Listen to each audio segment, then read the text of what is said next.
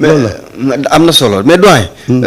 rapport fonds Covid yi dafa mel ni en tout cas caution yi yàgg nañu dégg mais cette fois-ci kii moom parce que xëy na ñoom Farba Ngom moom leen loolu mais rapport fonds Covid yi gis nañu ku yëkkati 1,825 milliard de francs CFA de teg ko caution pour obtenir une liberté provisoire muy Rayane Assem bi nga xam ni bokk na ci ñi nga xam ni ñoom lañ daaneeloon tey ñoom ñoo doon maanaam livré ceeb bi. mu mel ne bii moo nekk gun en tout cas record ci ñi nga xam ne jotaguñ nañ génnee caution ñëpp ci affaire fonds Covid yi parce que 1000 milliards la woon kii moom déjà génnee na presque 2 milliards de francs CFA teg ci table ji pour caution. waaw Dóor kaa xoolal ma sama micro waaye xam nga li mu doon wax wala wax naa ko ci suba.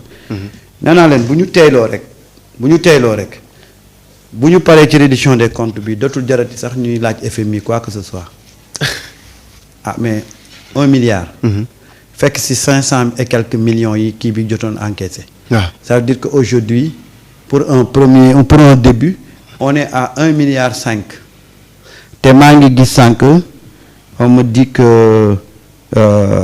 non 2 milliards et quelques kay. waaw parce que 1,8 milliard la teg ci table ji. 1,8 milliard. boo tegee 200 000 rek mu nekk 2 milliards. fekk 200 millions du moins. fekk si am na ku fi cautionné 930 millions.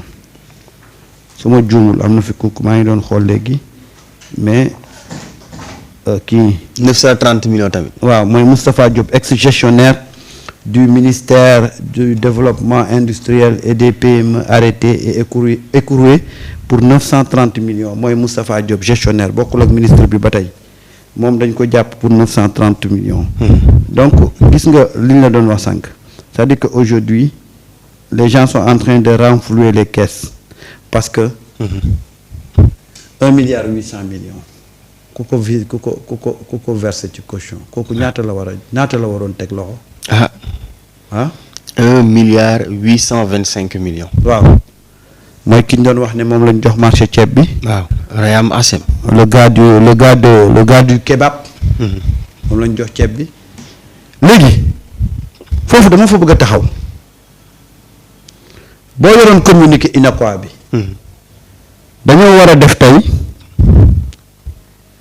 def tey conférence de presse yu Sénégal c'est un pays très bizarre conférence de presse bi ñu ne dañuy wax ci situation alarmante bi jëm ci secteur commerce beeg yu ni mel c'est-à-dire que ñoom il a fallu qu'on a convoqué des patrons dans ce secteur-là dans le cadre du Covid.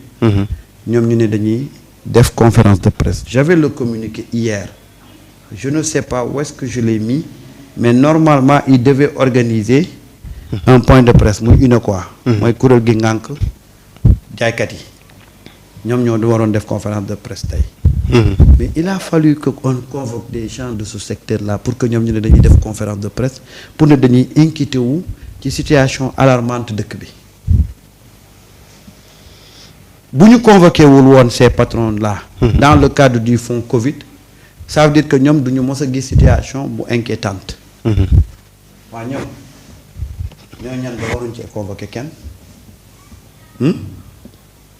te na nga ma seetal les actualités parce que je pense que tey normalement la ñu waroon def seen conférence de presse malheureusement j'ai pas trop suivi mais juste c'est pour te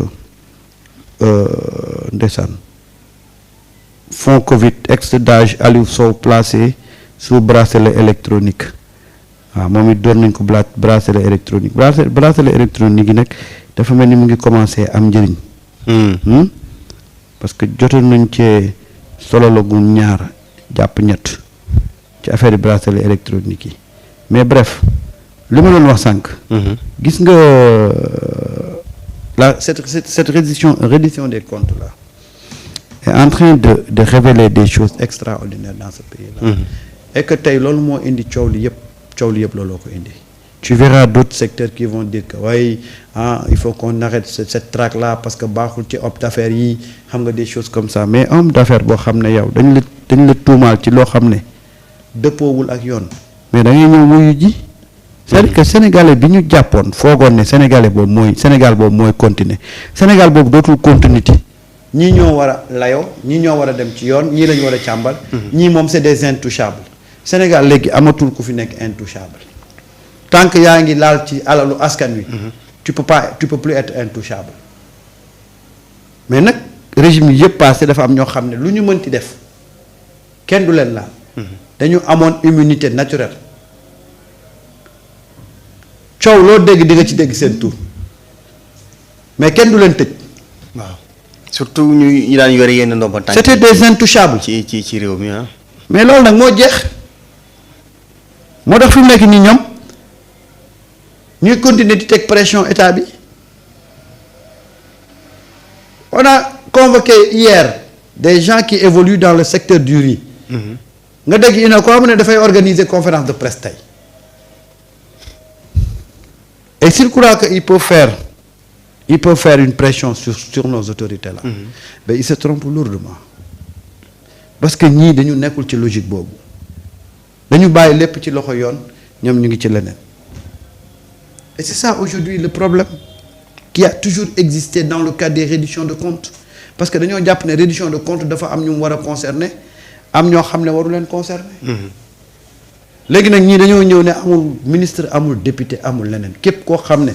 ci ay enquête sa tur génn na ci ñu war la déglu dinañ la convoquer nga ñëw.